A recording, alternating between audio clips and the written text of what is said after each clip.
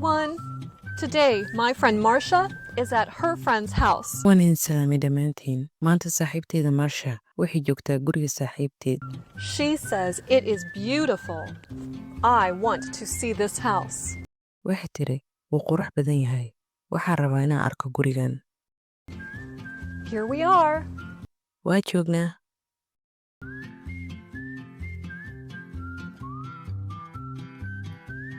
Marcia, I am in the kitchen. marsha waxaan joogaa jikada It is a beautiful kitchen. waa jiko qurux badan It is beautiful. way qurux badan tahay We cooked in the kitchen. jikada ayaan wax ku karinaa I eat in the kitchen. jikada ayaan wax ku cunaa We relax in the living room. waxaan ku nasannaa qolka fadhiga I relax in the living room. waxaan ku nastaa qolka fadhiga Marcia, let's go upstairs. marsha aan kor aadno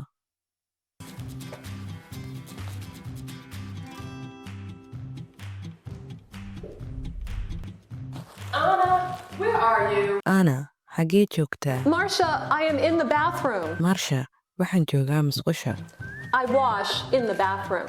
musqusha ayaan isku dhaqaa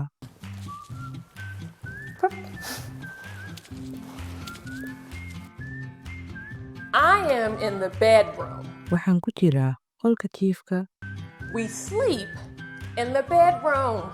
waxaan seexannaa qolka jiifka I sleep in the bedroom. waxaan seexdaa qolka jiifka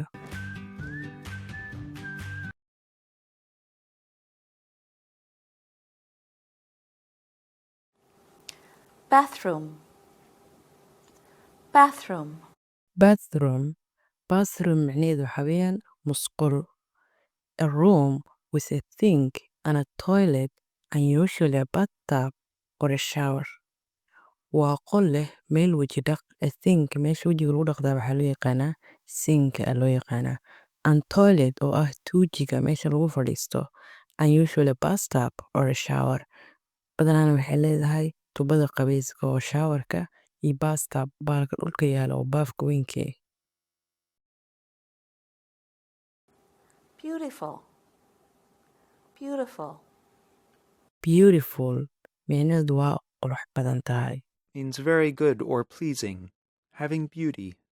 yacni wax yacni zaa'id u qurux badan oo zaa'id yacni farxad u leh yacni ama qurux badan Bedroom. Bedroom. bedroom waxaa loo yaqaanaa qolka jiifka Is a room used for sleeping. waa qol loogu talagalay hurdada Eat. Eat. eat cunto cunid To take food into your mouth and swallow it. cuntada inaa afka u qaadid kadibna aa laqdid ayaa waxaa loo yaqaanaa eating ama eat cunid House. House. house guri Is a building in which a family lives. dhisme ay qoysku nool yihiin Kitchen. Kitchen. kitchen jiko Is a room in which food is cooked. qolka lagu kariyo ama lagu diyaariyo cuntada Living room. Living room. living room qolka fadhiga Is a room in a house for general family use. waa qol ka mida guriga oo dadka dhan oo familiga guriga dhan ay wada isticmaalaan yacni aadaan inay ku nastaan ama fadhiistaan ama martida waxyaabaas loogu tagala qolka fadhiga Relax. Relax. relax nasasho To spend time resting or doing something enjoyable. inaad waqtigaaga ku bixisid inaad ku nasato ama aad ku samayso waxyaabo ku farxad geliya Sleep. Sleep. sleep hurdada To rest your mind and body by closing your eyes. inaa maskaxdaada iyo jirkaaga nasiino siisid by closing your eyes adigoo indhaha isku qabanaya. upstairs, upstairs, Upstairs, kor ama meesha sare ee dabaqa. On or to a higher floor of a building. Inaa joogtid ama u socotid meesha kore ee mataqaanaa dabaqa ama buildingka waxa u taqaanidba. wash, wash, Wash, dhaqid. To clean something with water and usually soap. Inaa wax ku nadiifisid biyo badanaana ee la socoto oomo ama maris waxa u taqaanid. We usually use a preposition like in with a with a location. Some Some locations, location is like upstairs have no have no preposition. preposition.